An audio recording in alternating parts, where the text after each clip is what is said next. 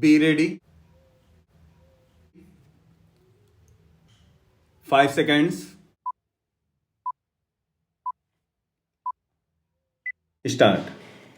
Sir, I rise to support the bill brought forward by the Honorable Deputy Minister of the Ministry of Finance. Banking is a service of vital importance to industry, commerce, and agriculture. It is concerned with the creation of credit money and its distribution between various users, such as industry and agriculture, or between institutions and individuals. In fact, the smooth working of a modern economy depends on the proper regulation of credit with which the banks are concerned. The question, therefore, of recruitment of the personnel of banking institutions assumes great importance. The Banking Commission had recommended the establishment of such a commission in its report in 1985. In fact, government have been rather late in bringing forward this very important and necessary piece of legislation. Before nationalization, some of the big commercial banks had made some arrangements of their own for recruitment of their staff. The Institute of Bank Management and the Reserve Bank of India, through the Bankers Training College, run some short term and long term courses for recruitment and training of bank staff. But these arrangements are not adequate even to meet the requirements for recruitment of higher cadres.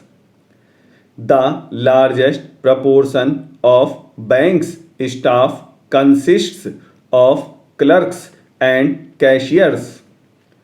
The recruitment policies followed by most of the Indian banks before nationalization were not based on either scientific lines. In several cases, even minimum qualifications were not insisted upon. The Banking Commission has reported that in many cases, people who had not even passed matriculation examination were recruited as clerks. There was no proper evaluation of the aptitude or capacity, and very often caste and relationship determined the choice of candidates. Lack of training facilities, however, aggravated the problem, and banks found themselves with staff which had neither aptitude nor ability to carry out the jobs assigned to them. The bill, therefore, is welcome. It seeks to provide for proper methods of selection for recruitment. It provides for the establishment of a body corporate to be called the Banking Service Commission. It shall be the duty of the Commission to hold competitive examinations to recruit people for clerical and allied cadres, junior officers, cadres, and such other officers cadre as the central government may by notification specify. It shall consist of a chairman and 8 persons who, in the view of the government, are men of integrity, ability, and have experience of finance and business administration. The bill rightly attaches great importance to selection of people for the clerical cadre because the clerical staff constitute the largest proportion of the total manpower, and it is they who render the banking service to the people. Rapid expansion of banking ensures further that many of them will soon get promotion to the officers cadre. It has been emanated that every clerk can hope to reach the officer's level in 10 or 12 years' time. Every clerk is therefore a potential officer. But to be effective, recruitment should attempt to attract appropriate skills and attitude, and search for suitable talent should not be restricted to the first point of entry in the bank at the clerical level. It should also be extended to attract sufficient number of persons who possesses executive skill. With the functional enlargement of the banks, they require the service of experts such as agricultural scientists and those who are experts in engineering. Recruitment of such personnel should also be considered by the Banking Commission. A provision in the bill enables the government to increase the proportion of such junior staff from 25% to 33%. In my view, it is a welcome provision.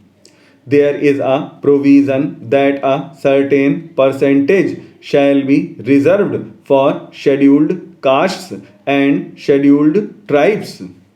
This percentage has to be determined according to the general principles and also the requirements of the banks.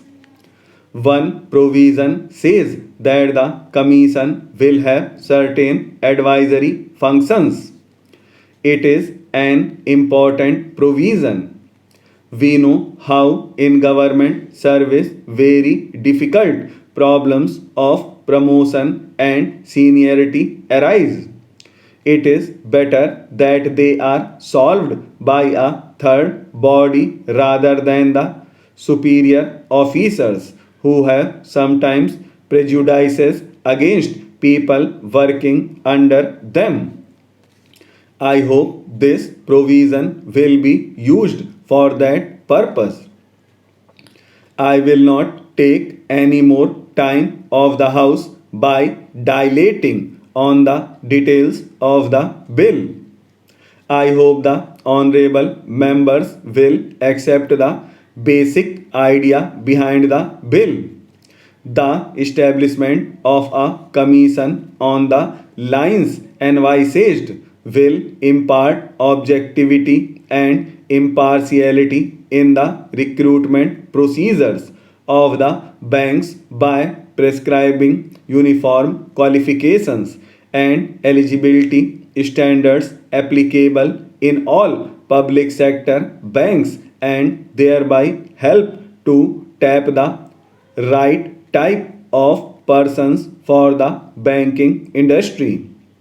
Finally, there is a last clause which says that the government may extend the provisions of this bill to other banks. If the Banking Service Commission could cover the recruitments of other commercial banks also, so much the better. We will have uniform standards for recruitment of personnel in all the banks. With these words, I support the bill.